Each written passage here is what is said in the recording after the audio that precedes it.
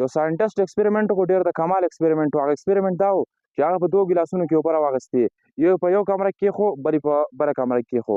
د 1 نمبر کمره کې چې کومې خلک وو دې ته به راته هر ورځ به ورته تعریفونه کول چې اوبه تاسو داسې یئ، تاسو داسې یئ، لکه ښې خبرې به ورته کولې، سمې ښې خبرې به ورته کولې. او د 2 نمبر کمره کې یعنې 2مه کمره کې چې کومې خلک وو دې ته به یې هسې بدې خبرې کولې، تاسو داسې ګنده یئ، تاسو داسې یئ، تاسو داسې یئ، تاسو داسې یئ. څه یو څو کاله پس چې هغه په مایکروسکوپ باندې وکاته نو دې اوبو کې دنده تبدیلي راغلې وه. دا چا ته چې ښې خبرې کړې وې نو هغو دنده لکه ښې ته بدلې شوې وې، لکه ښه بدلون پکې راغلی و.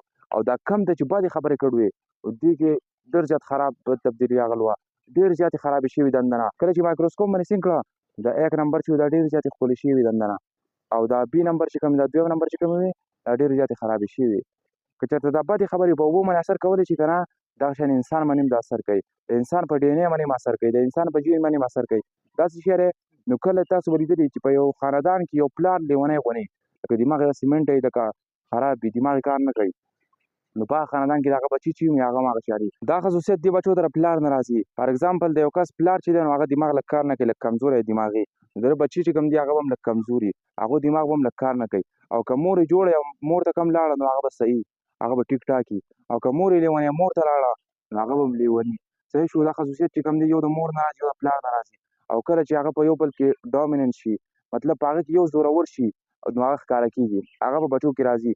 یو د مور یو خصوصیت د مور نه راغی، یو د پلار نه راغی. په دې دوه کې چې کوم یو زورور شو هغه به ښکاره کېږي، یعنې بچی به هغه شان وي. فار اګزامپل یو سړی دی هغه لیونی دی، هغه دماغ کار نه کوي، او ښځه چې کوم ده هغه جوړه ده، نو ده ته د پلار نه هم د کرکټر راشي، دا خصوصیت به راشي، او د مور نه هم راشي. که چېرې د پلار دا خصوصیت زورور شو نو بچی به لیونی، دماغ به کار نه کوي، څنګه چې د پلار کار نه کوي. دا شانې بچی به هم بیا دغه شانې. فار اګزامپل تا اوس خلک خبرې کوي لکه ته داسې، ته بد یې، ته داسې ګډې وړې خبرې راته کوي، دا ستا په جین باندې اثر کوي، ستا په DNA باندې اثر کوي. که تا کې اوس ښکاره نه شي که نه، ته لږ لیونی نه شي نو ستا په بچو کې، ستا په نوسو کې، ستا په کړوسو کې به دا بیا ښکاره کېږي. او که په تا کې هم ښکاره شي ستا په بچو کې، ستا په نوسو کې، ستا په کړوسو کې او پاخوا چې کوم دي نو په هغه کې ښکاره کېدی شي. دا ضروري خبره ده. ولې د خلکو خبرې چې تا اوري که نه ستا په جین DNA باندې اثر کوي، نو کوشش کوئ د بدو خلکو نه ځان وساتئ. دا بدې خبرې داسې څوک کوي که نه دې نه ځان وساتئ، او ډېر نرمېږئ.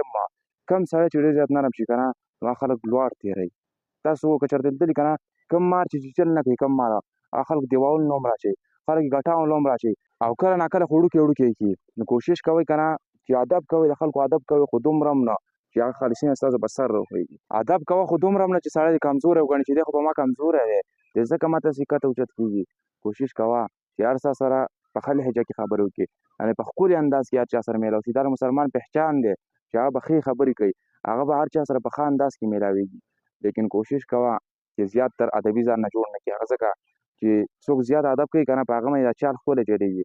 هغه خو هسې هم ادب کوي، هغه وایي نه نه دا سړی به داسې ووایي، دی به ما نه خفه شي داسې داسې. نو په دغه کې خوږه پسته کې خلک سړي د له ټک ورکړي، لکه لستوڼي ماران سیوا دي که نه. ننني وخت کې یاران کم دي او ماران سیوا دي. زیات ادبي به ځان نه جوړوي.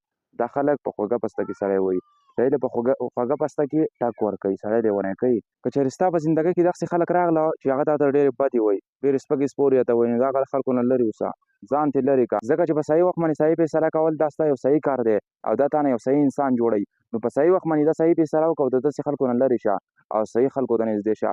د نبي علیه السلام یو حدیث شریف هم دی، هغه فرمایي چې د بدو خلکو سره ناسته نه بهتره ده چې تاسو یوازې کښېنئ، او د یوازوالي نه بهتره ده چې تاسو ښو خلکو سره کښېنئ. نو کوشش کوئ چې بدو خلکو نه ځان لرې وساتئ. که چېرته ښه خلک نه وي نو یوازې کښېنئ، یوازې څه کتاب ګورئ، څه شی ګورئ، څه ښه لکه پازیټیو کنټینټ ګورئ، پازیټیو څیزونه ګورئ، دا به تاسو نه یو ښه یو پازیټیو انسان جوړوي. کوشش کوئ د بدو خلکو نه لرې اوسئ.